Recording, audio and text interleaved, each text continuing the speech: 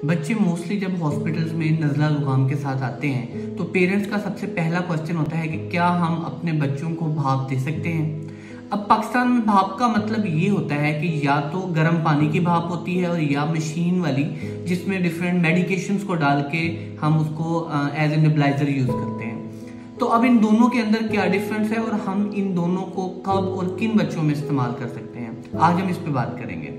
जो भाप होती है, जो पानी की भाप होती है, वो 1 साल तक के बच्चों के अंदर हम रिकमेंड नहीं करते। उसकी कुछ रीजंस हैं। एक तो ये कि जब हम गर्म पानी की भाप देते हैं, पेरेंट्स बच्चों को देते हैं, तो उसमें उनको आइडिया नहीं होता कि बच्चे को कितना ज्यादा जो गर्माइश उनको चाहिए और वो मोस्टली ऐसा होता है कि पानी बहुत ज्यादा उबलते हुए पानी की भाप देते हैं। तो एक जो स्पेसिफिक जो उसके लिए हीट चाहिए होती है, उसका जो है ना प्रॉपर तरीके से पेरेंट्स का आइडिया नहीं लगा सकते।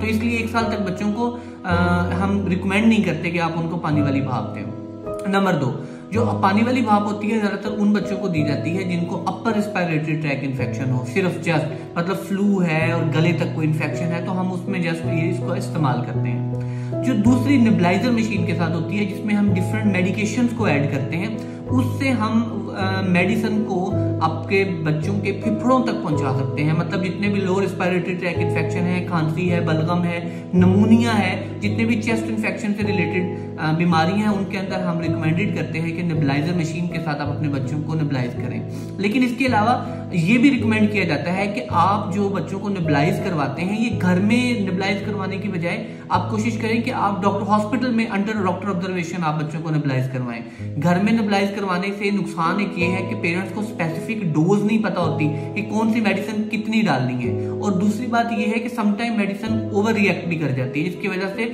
मोस्टली बच्चे मुतासिर होते हैं। तो अगर आपने अपने घर में भी नेबुलाइजर मशीन के साथ बच्चों को भाप देनी है तो आपको यकीनन अपने डॉक्टर से मशवरा करके और उसकी एक सिलेक्टिव डोज जो है वो सिलेक्ट करके आप अपने घर में इसका इस्तेमाल करें।